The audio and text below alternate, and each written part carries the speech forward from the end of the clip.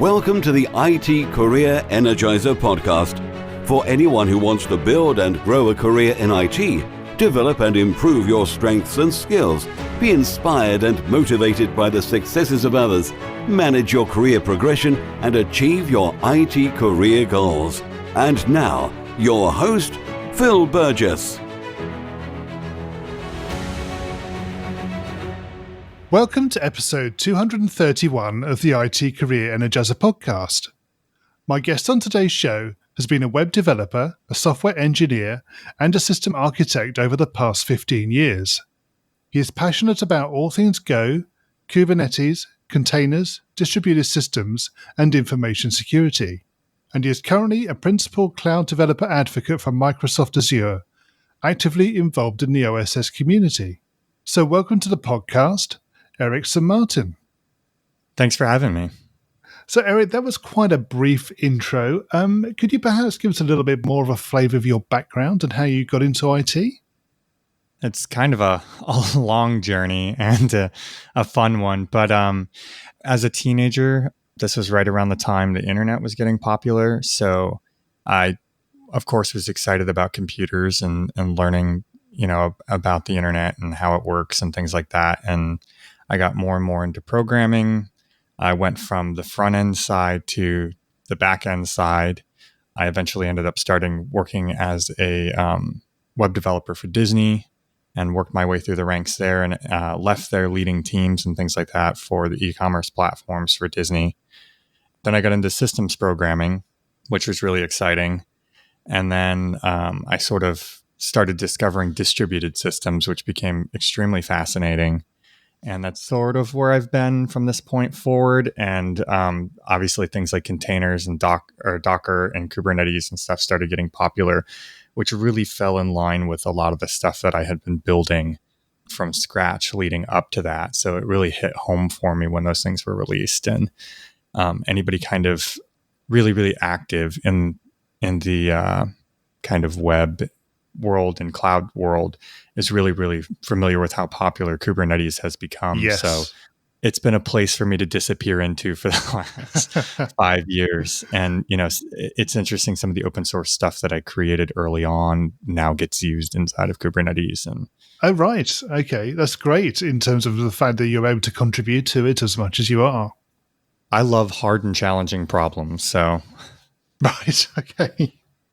We're going to come back, obviously, to that later in the interview, but maybe we can start with, Erik, can you perhaps provide us with a career tip, one that the audience may not be aware of and perhaps should be? So here's something I'll tell you from just my own relationship with friends and family who have obviously seen my success and have wanted to get more into tech, is I don't think that people focus on kind of perseverance enough. I think it's easy for people to get down on themselves and think that maybe they're not cut out for it because it doesn't come easily or quickly. And I think that, like a lot of major skills, sometimes there's this huge climb at the beginning where you see very little to no payoff for it. And eventually you kind of break through the ceiling of it and you just take off, right? And even if we talk from like financial perspectives, right? I had probably been programming for close to 10 years before I broke $10 an hour. And then it was like after that, every couple of years, I would double my salary. So there's sort of like this exponential payoff from the work that you put in at the beginning. And you got to kind of push through that sort of feeling of maybe I'm not good enough. That's why, I'm not cut out for that. That's why I'm not good yet. So persistence for you over time obviously made a big difference to your career. So how did you maintain that sort of enthusiasm to keep going? I'm mostly focused on things that I was excited about. It was easy to not get caught up on not advancing in my career, whether that be through ranks or financially or both, mainly because I enjoyed what I did. I enjoyed learning from the other people that I worked with. I sort of really, really felt passionate about the things that I was doing for people, like the end user, the things that I was doing for the world, knowing that I touched so many people, so to speak. Right. Okay. So, Eric, can you perhaps share with us your worst IT career moment and what you learned from that experience? So the worst IT career moment was probably, this would have been 2015, I think. I actually left tech. I was burnout. I worked for a startup that was working everybody 16 plus hours a day for 7 days a week. This happened for about 4 or 5 months. I was leading a team there. I emailed the CEO and said, I realize this is a startup and, sometimes we have to push and everything, but this isn't sustainable. And he replied to me, I'm often going to require hard work, so I accept your resignation. And I was just like, are you kidding me? And at that point, I had been burned by a couple of startups, and I'm just like, you know what? I'm done. This is just craziness. And fortunately, I had done well in my career where I could sit back. And this is November, and I figured, after the new year, I'm going to figure out what's next. But this isn't it. And interestingly, the manager who I ultimately worked for at Comcast reached out to me. They were trying to do this really complex distributed system stuff with multiplexing and streaming cable video around the country. And I kind of checked all the boxes for Go and Kubernetes and distributed systems knowledge. And he had reached out and I was like, this just isn't for me. And he kept reaching out every few weeks. How you doing? All of this stuff. And finally I was like, this guy's so nice. Like I should help him out. Like I want to understand the problem a little better. Maybe I know somebody. And then I was nerd sniped. Right. I was just too cool of a problem. I'm like, how would I do that? Yeah. So, and I'm really, really glad that happened because I don't know that I would have still been in tech after that. Burnout is really, really hard. So going back to the point where you were working sort of 16 hours a day, what did you learn from that? Was there anything you took away that perhaps you've used to your advantage subsequently? I think we have to understand where our lines are. And that's important that we're creating this culture if we don't stand up for ourselves earlier. There's a little bit of working hard, but I think that we need to be realistic about some of those things. And, this may not have changed my career, so to speak, as it has personally. I have much more well-defined lines about the amount of time I will work, how late I will work, whether I will answer the phone at 8 p.m. on my kid's birthday, right?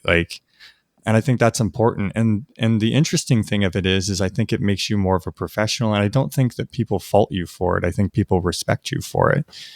Yeah, that's probably true. Yes.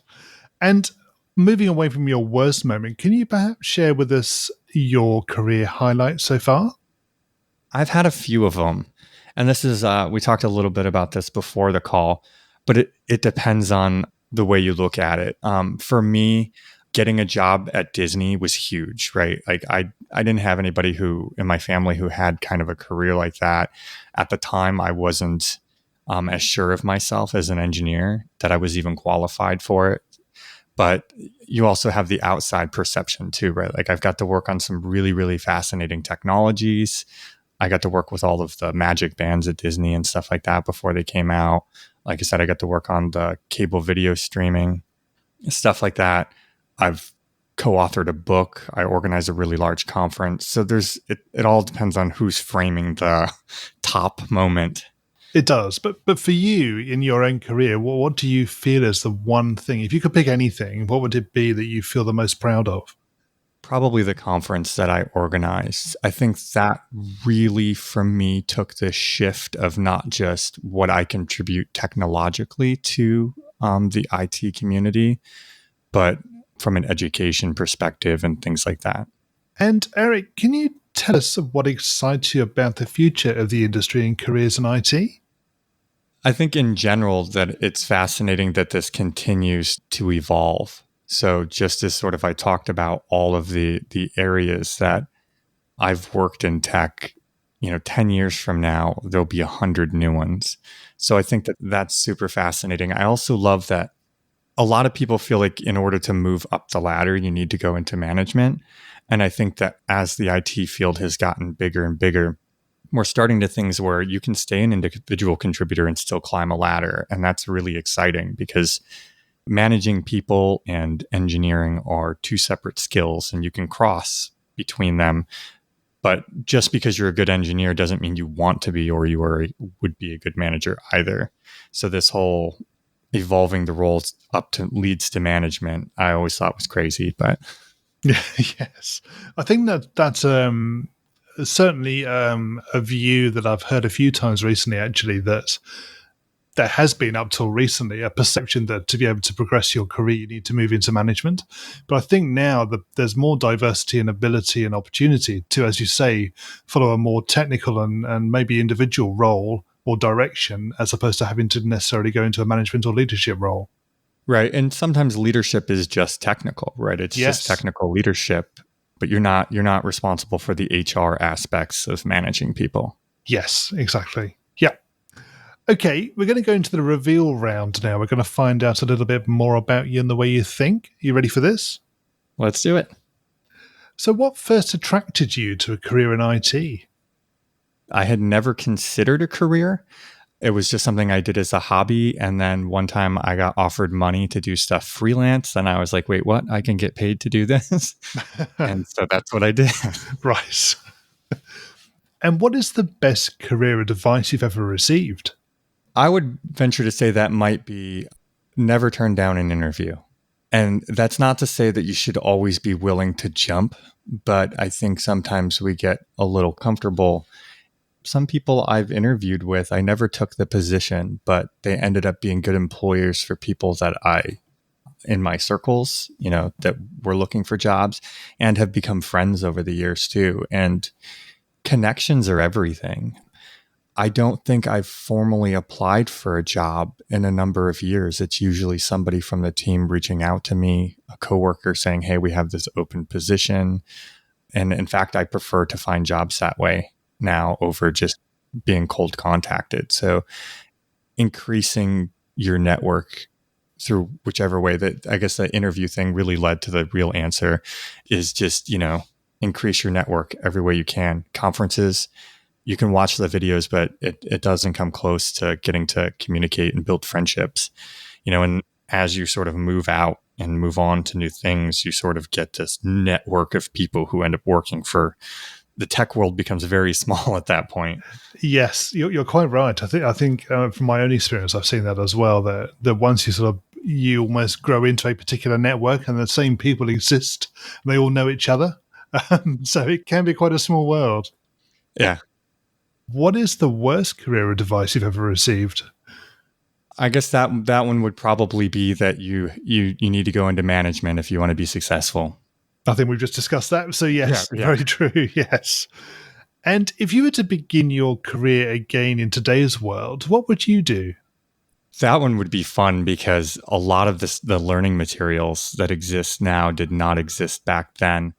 But I think the key thing is I probably would have had a lot more confidence in myself. I think because of the way I came into tech, I was pretty unsure of myself. So I wouldn't let myself, opportunities would present themselves and I would think, I'm not qualified for that. Right. I mean, would you sort of follow the sort of path you already have, though, in terms of sort of coding and programming, or would you do something different? I think I actually would do coding. If it wasn't coding, it would be offensive security stuff. And what career objectives are you currently focusing on?